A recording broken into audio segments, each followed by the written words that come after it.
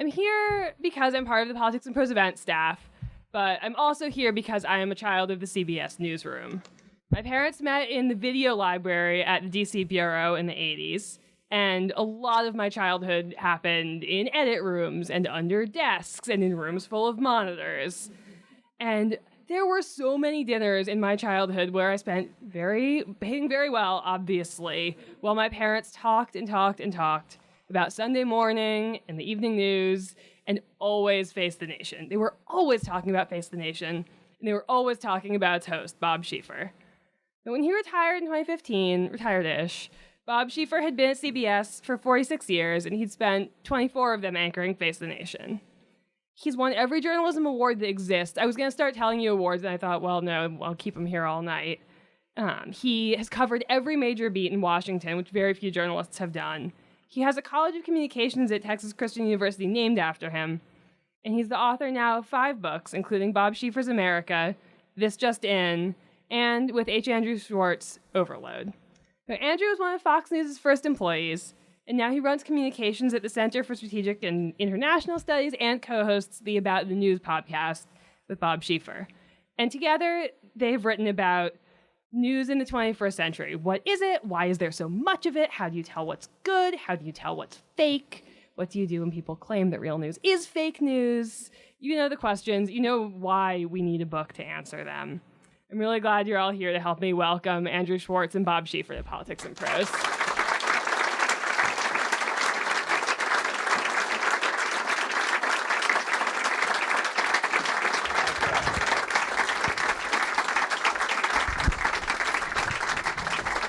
Thank you very much, guys. This is just overwhelming to see this crowd. Lily's mom is responsible for the title of the book, This Just In, which was the book I wrote about 15 or 16 years ago, which is kind of my memoir. And the way, hi Howard, I just see somebody. The way the title came about was one day I was doing a special report, and Lily's mom was one of the producers, and she walked up and handed me a piece of paper in my best broadcast voice. I said, "Oh, this just in?"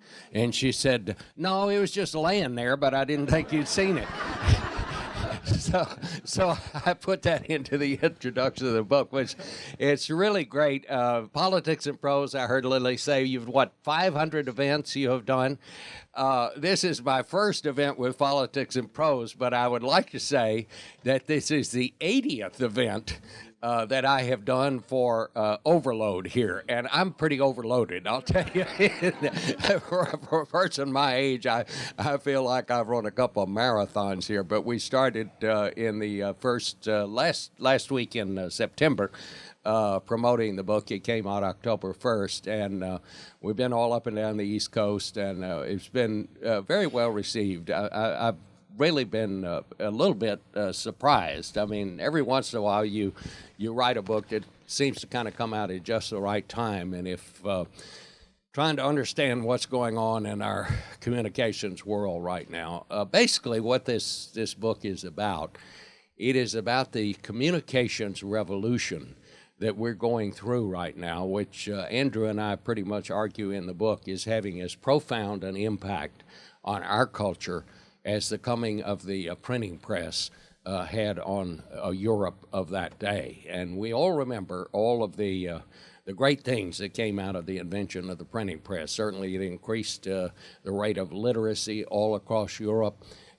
We had the Reformation, the Counter-Reformation, but what we sometimes do forget, is that we also had about 30 years of religious wars in the next 3 decades before Europe kind of reached a sort of equilibrium. And we are nowhere near that in the midst of this revolution that we're going through. I think we're kind of maybe in the first trimester of this revolution in communications technology and what it's done to our culture.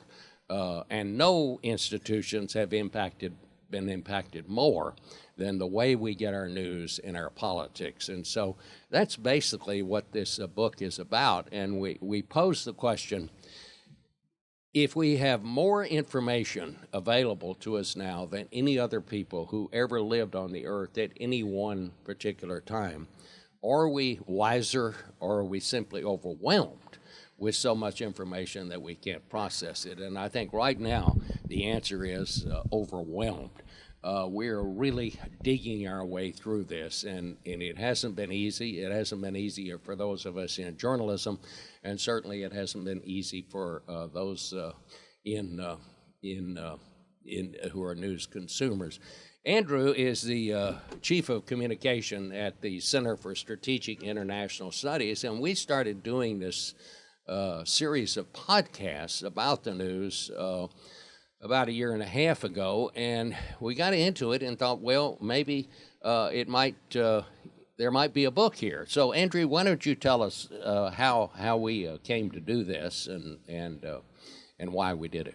Yeah, well, thank you, Bob, and welcome, everybody. Thank you all for coming out on a Monday night. I see two people who helped work on this book, Brad and Margaret, who interned for me a couple semesters ago, and they're here, so thank you for being here. One of the reasons why we started this, it all started, as a lot of things in Washington do, at a conversation over coffee, and so Dr. Hamre, CSIS's CEO, John Hamre, who was the 26th Deputy Secretary of Defense during the Clinton administration, is the CEO at CSIS. And Bob and I were having coffee with him one afternoon. And what we realized was that the media and news is really a national security issue. And nobody has really been addressing it that way. In fact, I think the biggest challenge that newsrooms have today is they're just trying to cut through all the craziness that's going on and try to report the news in a clear and concise way that people can understand. And that's what news people are supposed to do, but it's becoming harder and harder. We sat and we thought, how can we really tackle this issue? And so we started by doing podcasts where we could talk to everybody and anyone who's really in and around the news. And we realized after we did about 40 of them that we really had the makings for a book. And we covered things like Facebook and Snapchat. We covered the new digital landscape around media. We covered podcasts. We even covered email. Email and newsletters. Newsletters are so old that they're new. How many of you here subscribe to a newsletter on email?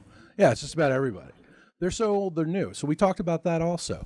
And there's even a guide in the in the book, as to some of the best podcasts out there. There's a guide to some of the best newsletters out there. And we intended this initially to also be a resource for students. But I think what we really came up with was something that was quite timely, because as this was happening, Bob was also out covering the presidential election. And the presidential election had a few interesting things happen here and there.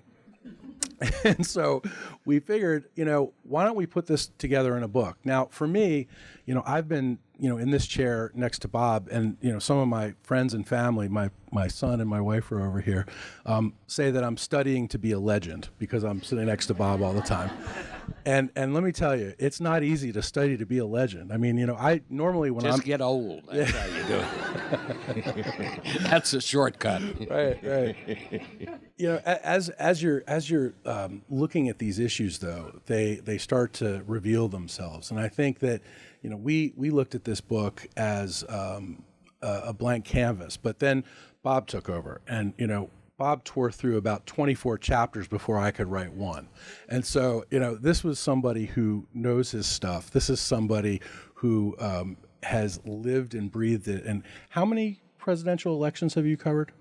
Well, everyone since 1968. So that's perspective. However many that is. That's a lot, and it's perspective. And there's not that many people who can say that they've covered that many elections. And so for me, not only have we been studying news as a national security issue, not only have we been studying the current digital media landscape and the current space of news, but we've been studying the very essence of public policy and public discourse itself. And through Bob's eyes, that's one of the greatest stories that's ever told. Well, let me start by just telling you some of the things that we found. Walt Mossberg, who's a great technology writer and now writes one of the most successful blogs on the web, once said, when you're in the middle of something, you really don't sometimes realize how serious or what an enormous impact it's having. And when I first got into this, thinking about how we get the news and how the technology has changed the way we deliver the news, report the news, and get the news, I didn't realize how profound this really was. But let me just tell you first some of the good news and bad news that we found. Some of the bad news first. The coming of digital, the coming of the web, the shift from print to digital has thrown America's newspapers into a severe crisis. And especially at the local level has this been most felt. We have lost 126 newspapers in the last 12 years. I think one of the most startling statistics that I found when I began the research here is that in 2004, one reporter in eight lived in one of three areas, New York, Washington, or Los Angeles. By 2012, that was down to one reporter in five. One reporter in five now lives in New York, Washington, or Los Angeles. We hear a lot about biased news and about, that kind of thing. When you get out into some parts of this country, it's not a case of biased news. It's a case of no news. There is no newspaper in the local community. The people who live in many of these areas, while most of them have phones, and by 2020, 80% of us in America will have a phone, but not everybody will have the news apps. Not everybody, and right now, not everybody has the apps and the ability to get the news that many of you in this room that I have on my phone. I have the New York Times, the Washington Post, and the Wall Street Journal, Politico, and on and on.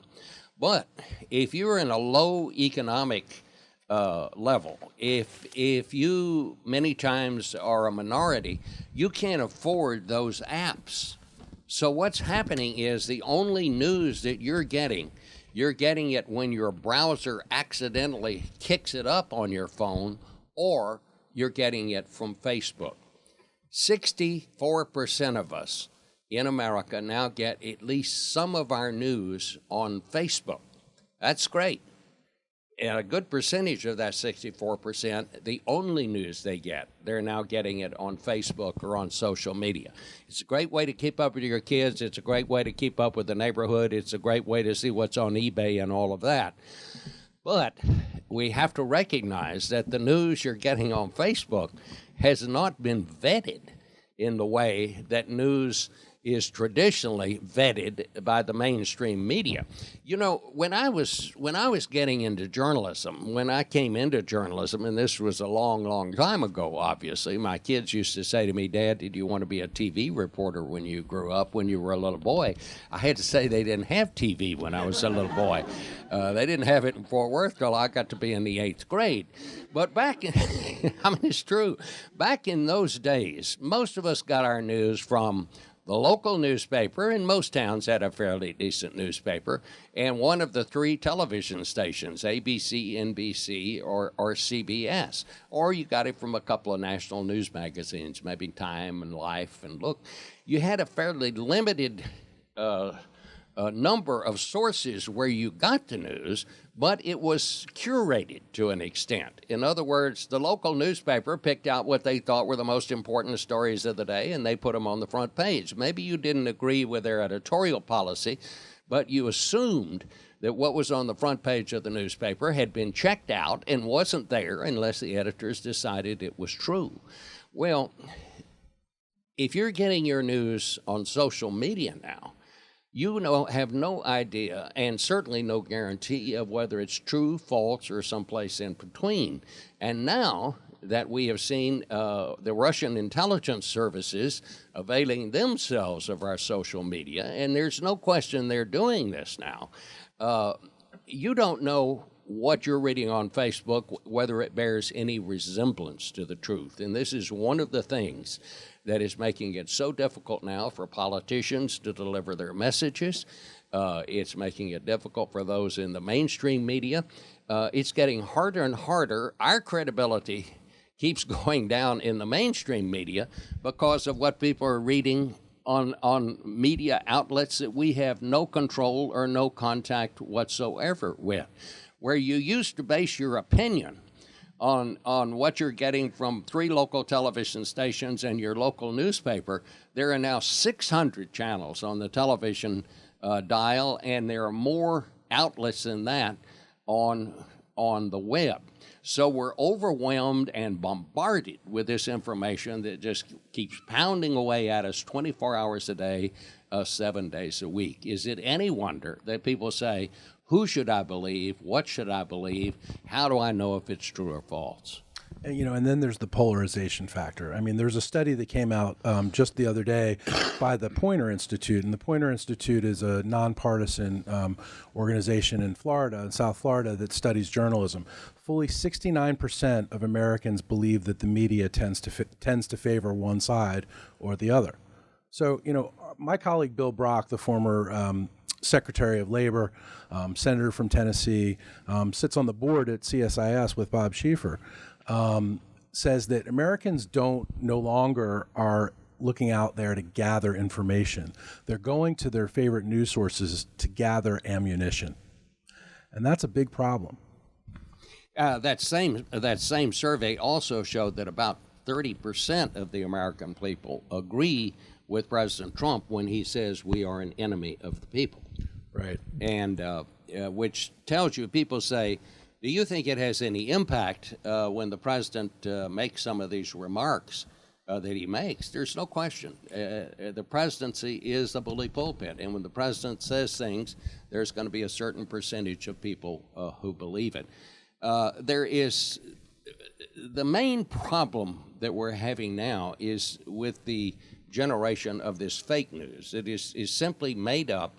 It is false for a reason. It is pure propaganda, and the great danger of it is that once it gets out there, it's all but impossible to take down.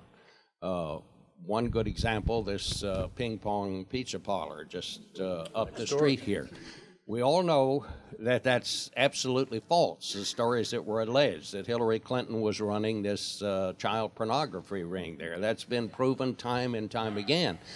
But the poor man who owns that place is still paying for security, private security, because he is still getting threats, and there's still a percentage of people that believe that those stories are true.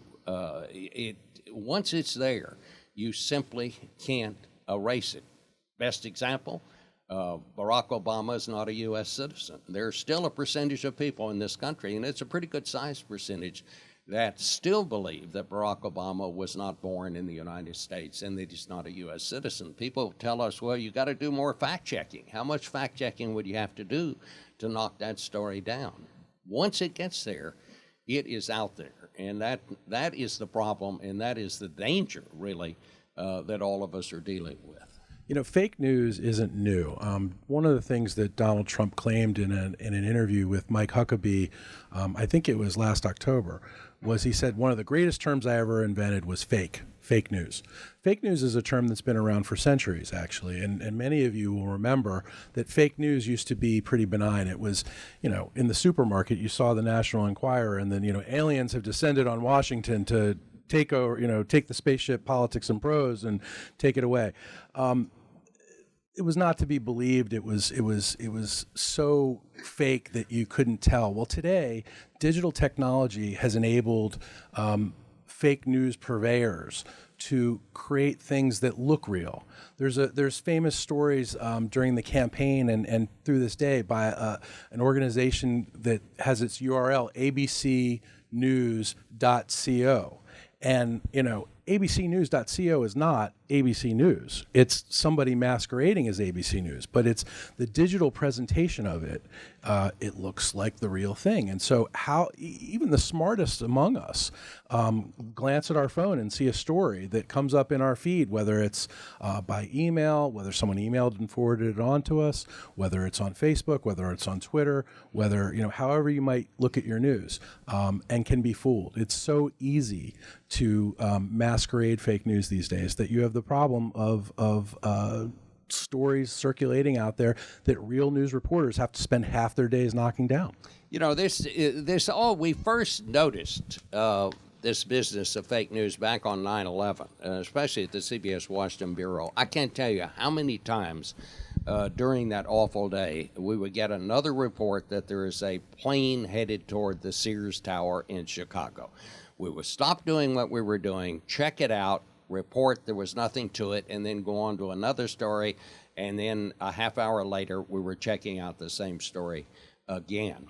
What we learned on 9/11 was that the tradition has always been in journalism, if you make a mistake, it is your responsibility to correct it and correct it as quickly as you can. But if your competitor makes a mistake, generally what we always did was just simply ignore it. We didn't report it. We'd ignore it and give them a chance to correct it. We found out on 9/11 you can't do that anymore because the news travels so fast now, things happen so fast, that if you don't knock down these false reports as quickly as you can, you run the risk of setting off pandemonium and panic in the streets. And so we have now learned as part of the mainstream media that our role not only is to report the news anymore as correctly and as accurately as we can, but to knock down the false reports before they have a chance to do damage, because we're learning over and over again.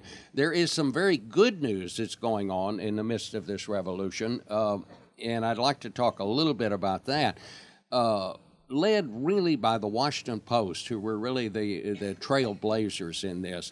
The Post recognized early on that they were not, when Bezos bought the paper, this began, they have who I think is the best newspaper editor in America, Marty Barron, right now running the Post.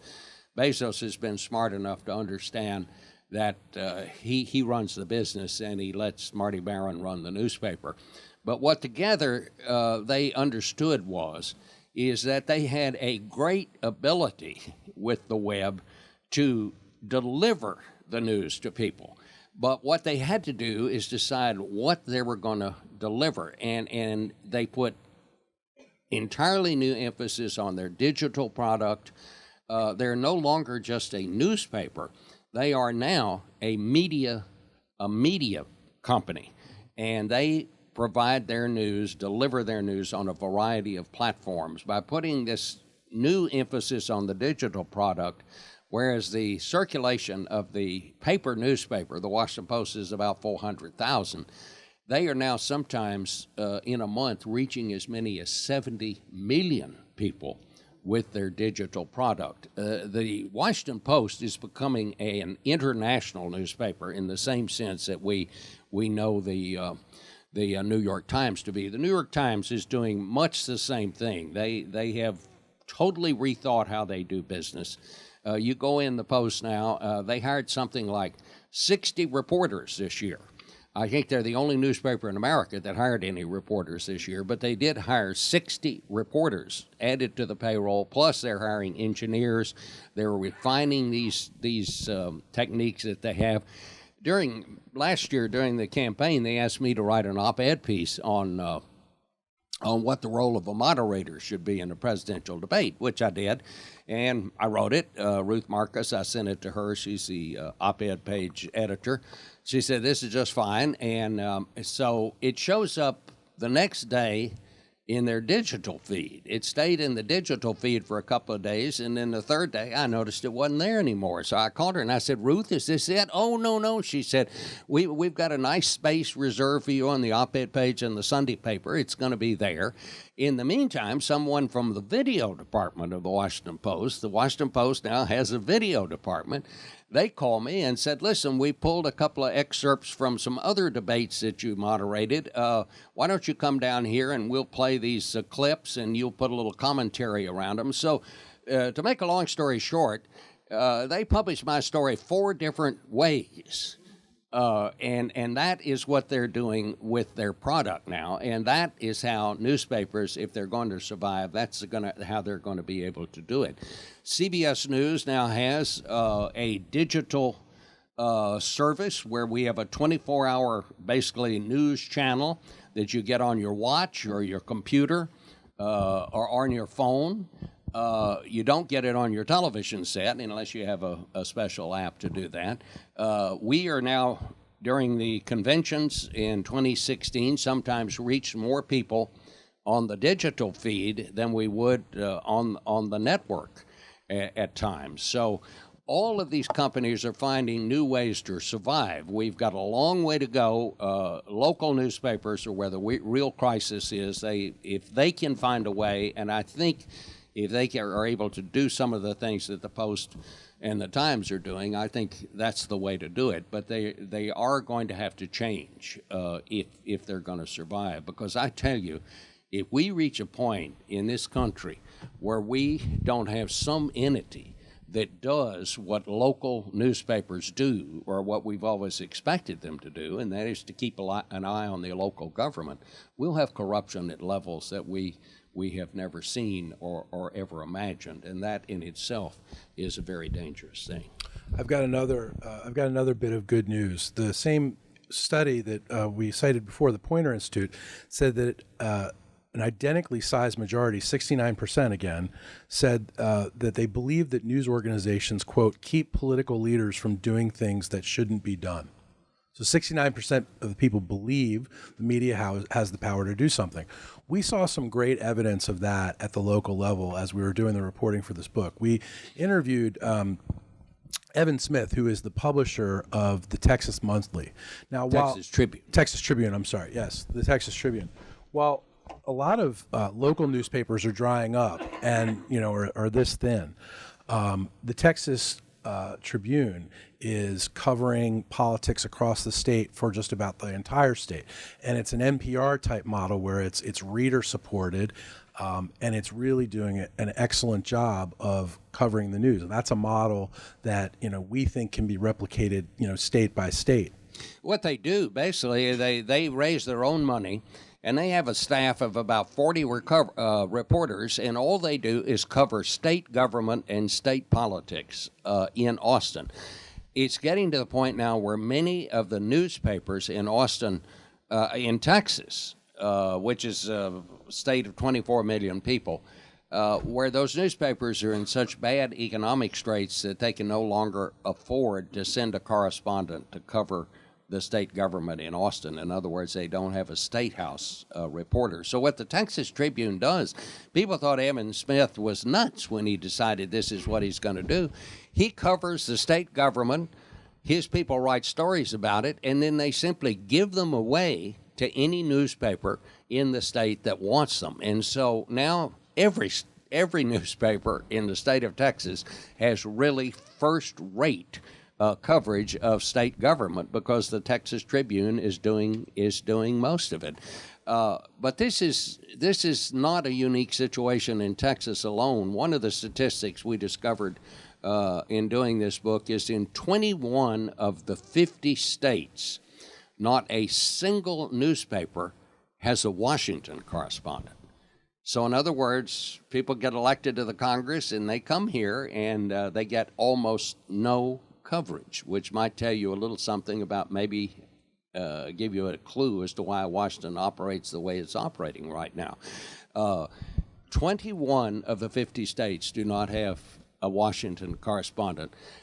In South Dakota, which is a small state, granted, you know how large the State House press corps is in South Dakota? One. The Associated Press has a reporter that covers the state government in South Dakota. That's the only coverage that the state government in South Dakota gets. But that just shows you the straits that these local newspapers are in. We want to take some questions from you all, but let me just close with one thing. We are under really incredible pressure now in the media. We've been called everything you can be called. A lot of that is pretty normal. I was there for the nattering nabobs of negativity and all that. Last year in the campaign, someone called me a female hygiene product. But so I've been called about everything you can be called, and I don't get too nervous about that.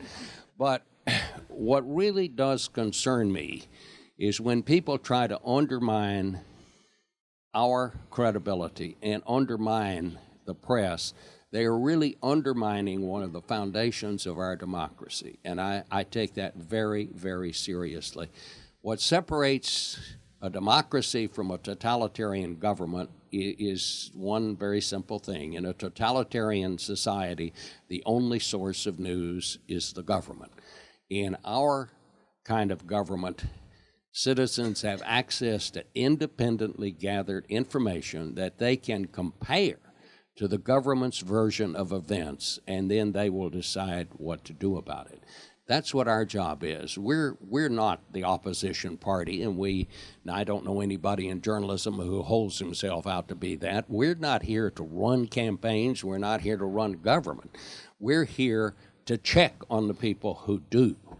And when we do that right, it is a very necessary thing, and it is absolutely essential as the right to vote in our kind of the way we organize our government. So I just want to make that point. That's kind of why we wrote this book. We want to remind people of that. When I wrote this book, people said, "Is this a defense of journalism?" And I said, no, it's not a defense of journalism. But what it is, I hope, can be an introduction to journalism and how journalists do their business and how about they go about their duties. And I hope that will be helpful to consumers of news and help them to understand what the role of journalists is. So Andrew and I both thank all of you for coming out tonight. It's mighty nice to see you. As I said, I don't know if I told you at the beginning, this is my 80th event, interview, book signing, lectures and things like this, doing this book. It's kind of like shooting your age. This is my 80th, and that may give you a clue to how old I am. And I'm not sure I can do another one. I can write another book, but I don't know if I could do another book tour. So you caught me while I'm still running strong here. So, okay, thank you all. Sure. Mr. Schieffer, thank you for your career in journalism. You've been an amazing journalist your whole life, and we all owe you a debt of gratitude. So thank you so much. Thank you very much. Here comes the hard question now. Actually, this goes back to the beginning of your career. I never get tired of hearing this story. Could you tell about the day you were sitting in your office at the Star-Telegram and you got a phone call? Well, I have, sometimes I tell this story and I say this really didn't happen, but the fact is it did. I mean, it's kind of like Obama's birth certificate. There's contemporary newspaper account. I wrote stories about it. When people ask me, why are you still showing up every day and why do you love being a journalist? Because that's really all I ever wanted to do from the time I was 13 years old and saw my byline in the junior high school newspaper, and it looked so fine. I'd never seen it in boldface type before, and I just thought, I want to see that again. But anyway, so I was, on that fateful weekend that President Kennedy was shot, I was the night police reporter at the Fort Worth Star-Telegram, and I didn't get off till 3 o'clock in the morning, so I was sound asleep the next day when this awful thing happened in Dallas. My brother came in, woke me up, and said, "The president's been shot. You better get up and get to work." And I was just in complete fog, and dressed and when I got to the office, it came over the radio that the president was dead. And so I go up to the city room, and as you can imagine, Fort Worth's about 35 miles from Dallas, but this was the local story. And it was just total bedlam, and we were trying to churn out these extras and all this. So I sat down at the city desk to try to help answer the phone, and I pick up the phone, and a woman says, "Is there anybody there who can give me a ride to Dallas?" And I said, "Well, lady, and I'm about to hang up the phone. I say, we don't run a taxi here, and besides, the president's been shot." And I'm hanging up the phone, and I hear her voice say, "Yes, I just heard on the radio, I think my son is the one they've arrested." And it was Lee Harvey Oswald's mother. And to this day, we have no idea why she would call the Star-Telegram, but that's kind of the newspaper was such a part of the community in those days that while we thought that was odd and weird, we didn't think it was that odd and weird. I mean, the guy who sold the papers on the corner, the vendor, in front of the Star-Telegram, if he didn't like the headline on the first edition of the paper, he'd come up to the second floor, walk right up to the city editor and say, I can't sell this newspaper. You've got to get a better headline than that. I mean, we were just a part of the community, and there was no security or anything. But anyway, I said to this woman, I said, well, just a minute now, tell me where, I forgot that part about we don't run a taxi here. I said, now tell me where you live, and she did, and I wrote down her name. And I had a Triumph TR4 sports car. It was a little two-seater in those days, and I thought, well, I can't take this woman to Dallas. I mean, it's about an hour over there in this thing. Besides, the top was down, and it took about 20 minutes to get the top up. And so anyway, I went to the auto editor of the paper, who was a guy named Bill Foster, and in those days, the ethics were a little bit different. The local car dealers would give Bill a car to drive every week, and he'd he'd drive it all week, and then he'd write up a little report about it in the Sunday paper, and these were generally good reviews. Free car, free gas. You can see how this worked. So I said, what kind of car you got? And he said, well, I've got a Cadillac sedan. He said, I don't know why they gave me that. I said, that's great. So we go up to the city editor, and we get in this Cadillac. We go out to the west side of Fort Worth to this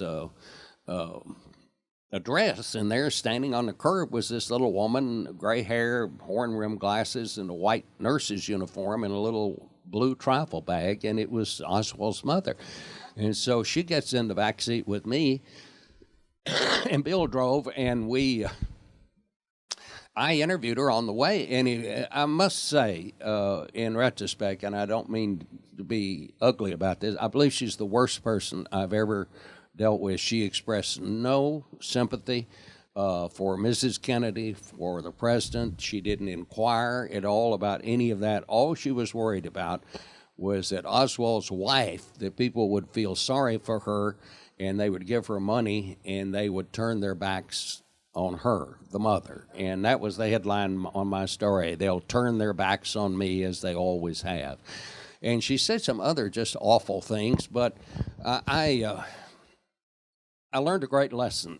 Some of it I kind of edited myself, and I probably should have put more of what she said into the story. But I thought, how would you feel if your child had just shot the president? And so I tempered it a little bit. But anyway, I had a really good story. And so when we got to the police station, in those days, there was no Miranda laws. There was no Gideon. There was no, you have to warn people of their rights or anything like that. We just talked to people. And so when I got to the police station, in those days, we never told people who we were. If they asked, we told them. But if they didn't ask and they wanted to think we were a cop, we let them think we were a cop. And I always wore a snap brim hat, so I'd look like Dick Tracy or somebody, I mean, I really did. And so I walked up to the first uniformed policeman, and I said, I'm the one that brought Oswald's mother over here. I said, is there any place we can put her where these reporters won't be bothering her? And lo and behold, they found me an office in the burglary squad. And so it was great because there was a phone back there. So I could go out in the hall. By this time, we had about a dozen reporters over there, and I could go out there and gather up stuff from our guys and go back in and phone it in on this phone. There were no cell phones in those days. If you didn't have a phone, you didn't have a story. So this was a great advantage. And so that went on, and about dark, she said, do you think they'll let me see my son? And I said, well, I don't know. So I went to the chief of homicide, who was Captain Will Fritz, and I said, she'd really like to see her son. Do you think that's possible? And he said, well, we probably ought to do that. Well, they did that and that kind of thing in those days. So they took her. By this time, his wife had shown up at the police station, and she had a baby, and me, and we were all ushered down to this holding room off the jail. And I'm thinking, my God, this is going to be the greatest story I'll ever get in my life. They're going to bring him down. He's going to talk to his mother. Maybe I'll get an exclusive interview. And finally, a guy standing over the corner said, say, who are you? And I said, what? And he said, are you a reporter? And I said, well, yeah. And he said, son, he said, you get out of here. He said, if I ever see you again, I'm going to kill you. And I think he meant it. You know, I took him to mean it. And I said, well, I'm very sorry. I didn't realize I wasn't supposed to be here. And that's kind of the end of the story. But again, you know, when people ask me, why are you a reporter? That's why. Why can't, where else? What other job could you have where you would, you know, have an adventure like that in the midst of such an awful tragedy? But it's a day I'll never forget. And it was a really awful time. You know, we had never had, number one, anything like that happen before. None of us had ever been through that. In Fort Worth was where the B-52s were, and that's where the nuclear weapons were. And we didn't know if it was the beginning of World War III. They closed off the borders to Mexico. So hanging over this story that none of us had ever covered was the whole possibility of we may be about to end the world here. And it was quite an event. Yes, sir. Gentlemen, thank you very much for writing the book. And Bob, you are part of my all-time table of journalism. Well, thank you. Vince Scully, locally Johnny Holiday. Many people know who he is. I do. George Will would be there. Yep. And representing cable would be Chris Matthews, Lawrence O'Donnell, who were here recently. And I would include Dan Rather. I like this. Let him continue. And on the other side, I'm just easy. On the other side would be you, because between Vince Scully and you and the other gentleman, I think we'd be here until 5 o'clock tomorrow morning because you have so many eloquent stories to share. Thank you very much. Thank you. Appreciate it. Yes, sir. Thank you very much for being here, and thank you for your words. In the book, I'm finding it particularly interesting reading about the history of the emergence of newspapers in the 1800s. Mm-hmm. And my question is, what do you think are some of the most significant ways in which newspaper coverage during the Civil War impacted the subsequent development of newspapers? Well, it was really you had battlefield coverage, and you had Matthew Brady, who was out there taking pictures. So I think photojournalism, we came to know about that during the Civil War. But it's been an evolving craft, and I think sometimes the coverage has been good, and sometimes it hadn't been great. But in the Civil War, I think the biggest thing was the emergence of photos. Okay. Yes, ma'am. I understand how the problems that newspapers and mainstream media are having. Getting the New York Times now, home delivery is over $1,000 a year.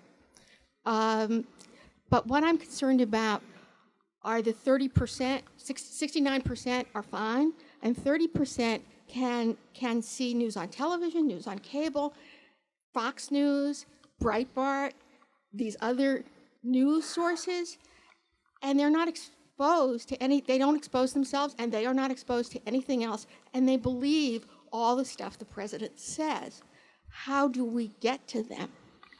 Well, I think what we have to do in the mainstream media is just keep doing our job. Just keep trying to track down what is right, what's true, and what's accurate, and present that to people. And I understand exactly what you're talking about. But, you know, it's the old, you can lead a horse to water, but you can't make him drink. But in the end, it generally comes out right. Winston Churchill once said that the American people always make the right choice after they've exhausted all other options. And sometimes I think that's the case. But I think what we have to do, and I know Andrew and I agree on this, we have to keep stressing to people, number one, don't depend on one source to get your information. And number two, know what the legitimate sources of news are. And that's one of the things we've done. Andrew actually wrote the chapter in the book on the various websites that we think are responsible sources and places you can go to get accurate information. But you can't rebut every single lie. That's what we have to do is sort of inoculate people ahead of time. And that's what we wrote this book about, basically to say, look, we're in the midst of this revolution that's going on right now. There's a lot of information out there. Most of it is probably not true. Be aware of that. And be careful who you trust. I mean, buyer beware. It's a simple and old-fashioned thing, but like a lot of cliches, it's based on truth, so that's why we have. Have you gone to red book. states to promote your book? Have we done what? Gone to red states to promote your book? Sure, we were in New Orleans not too long ago, and the other thing is that. While there's a proliferation of the kind of news that you were talking about, there's also an explosion of truthful news. And there's an explosion across the digital landscape of news that millennials are creating that's really fresh and interesting. And so, while it seems the landscape's pretty bleak, it's also, there's a good side to it as well. Thank you. Yes, sir.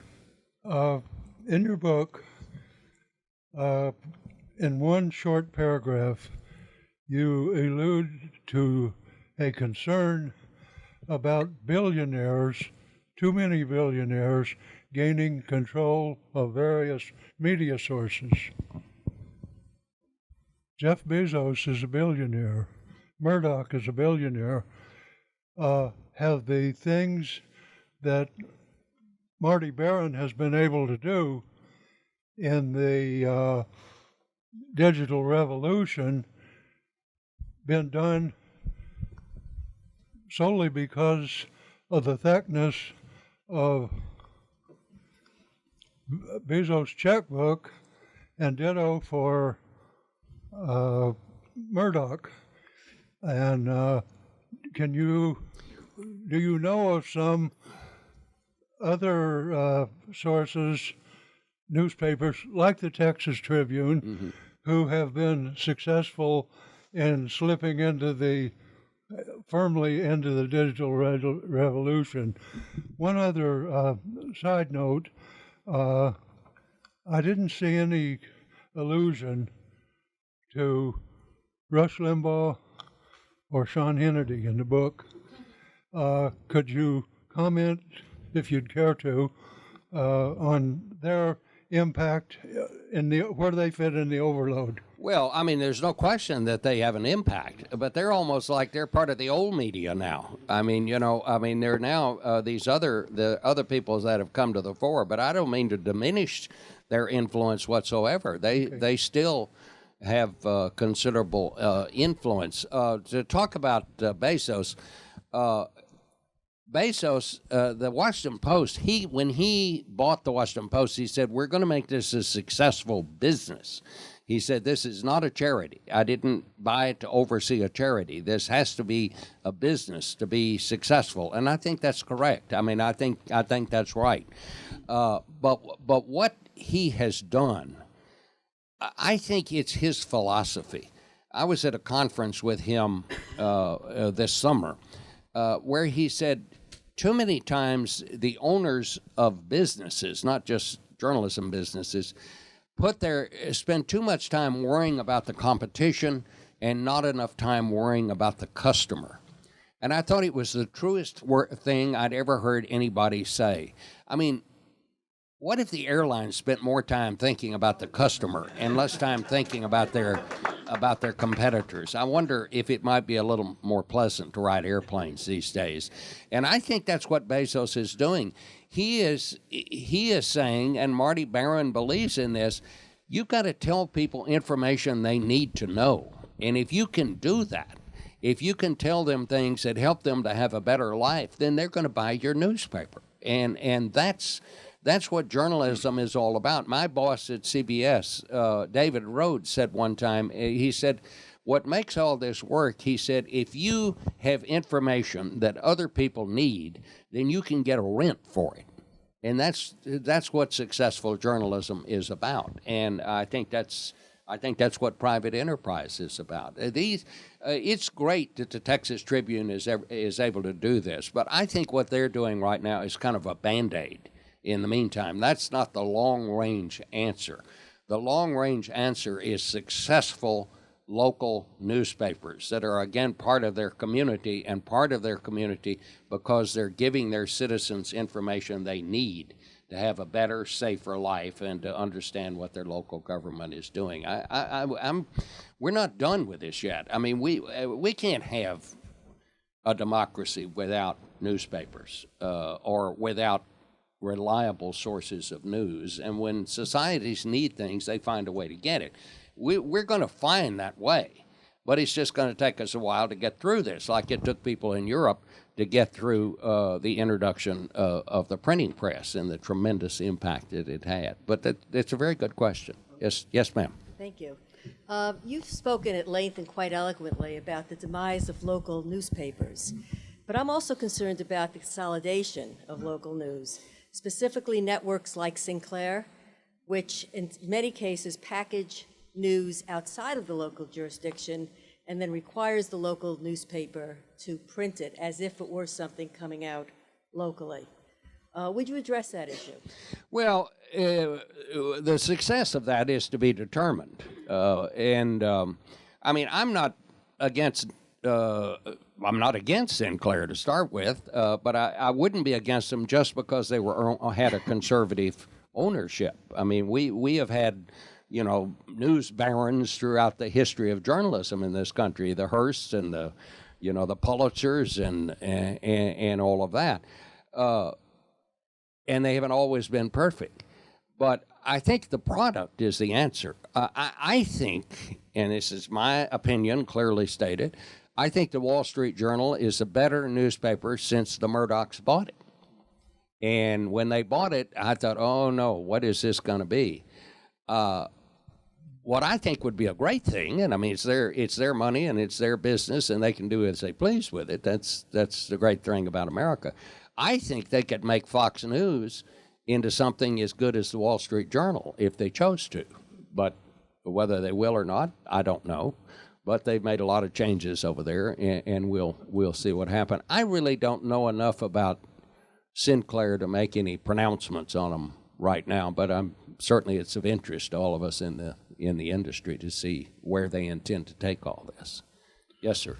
Bob, Dave Bordewijk with South Dakota Newspaper Association. Yeah. Home of... Who's minding the story? 125 newspapers in South Dakota, more newspapers per capita than any state in the country. So a lot of local newspapers covering city council, the football game, and school board meetings, and doing a good job. They really are. They're hanging in there. Yeah. My question for you has to do with, a lot of the turmoil in the news business, particularly at the big level, not so much in South Dakota, but the business of journalism is been blown up. The revenue models have gone away or are changing, and a lot of it is due to what we refer to as the digital duopoly. Facebook and Google account for more than almost 2/3 of all digital advertising is sold by those two companies. And they're gobbling up all the revenue. And I haven't read the book yet, I must confess, but do you speak to that, or can you speak to that at all? I'm not sure I understand what you're talking about. I'm just asking about... I mean, duopoly, that is where one company owns more than one television station in a market. And what we call the digital duopoly of Facebook and Google basically controlling the marketplace and advertising today and pushing out traditional media in terms of being able to garner revenue. Well, I don't know. I'm just really not an expert on duopolies in the television. I tell you one thing that is about to happen here. It looks like the FCC is now going to approve where one company can own a newspaper and a television station in the same town. Now, when I was growing up, that the Fort Worth Star-Telegram owned Channel 5, the NBC station in Fort Worth. Another Belo owned WFAA and the Dallas Morning News, and you had some pretty powerful newspapers in those days. And I kind of will be. I think that's a good thing. I think if you could combine the circulation, and we didn't know that much about it in those days, but if I owned a television station and a newspaper, what I would do, I would make the news department for the television station the newspaper. And I'd put the camera right there in the newsroom, and I'd walk around and say, "Charlie, what happened at City Hall today?" and ask the City Hall reporter. I think you could make a success of that. The deal with Facebook, there's going to have to be something done here. I mean, until when you've got 67% of people getting some news off Facebook, they can't say, "Hey, we're not a news company. We're a technology company. We can't be responsible for the content." Well, guess what? The Russians bought $100,000 worth of ads on Facebook and paid for it in rubles. And didn't anybody make maybe this dot connected to that? If ever there was a company or they gave an him a industry, discount. Yeah, got a discount. If there was an industry asking for federal regulation, I think they're setting themselves up for it. Now they finally, in the last couple of months or so, come forward and said, "Yeah, we acknowledge we got to do something about this," and it's a very, very difficult issue when you start talking about regulating speech or regulating content, and what's the difference in political discourse and propaganda and all that kind of thing. But they're going to have to take some responsibility for it, and I think they're being pushed to do that. But we'll see what's going to happen. But that's a problem. It really is. Yeah, and good luck to you out there, because I've been to South Dakota. I've spoken out there, and Al Newhart was a good friend, good buddy, Yeah. and so I know what he's done out there. But I also know how tough it is for local newspapers these days. Thank you. Yeah. Yes, sir. Thank you. I've, as a result of your last response to the gentleman, I have to change my question. I was going to ask you whether you thought it was time for the government to regulate social media platforms in light of what happened in the 2016 election. Since I infer you do believe that, what forms do you think that regulation should take? Well, that's what's the difficulty. I mean, how do you do it? And I don't know enough about the technology to understand how you do it, but they're going to have to find some way to take some responsibility for what appears on their pages. I mean, if I libel somebody, people have a recourse, and they should. They can sue CBS. They can sue me. But for this stuff to pop up, and now with it reaching so many people, there are going to have to be some rules here. And I'm not wise enough or enough of a lawyer or a technology expert to know how you go about doing that. But they're going to have to figure out something there. And I wish I could give you a better answer than that. I just don't know enough about it to do that. Let's ask old Andrew a question here.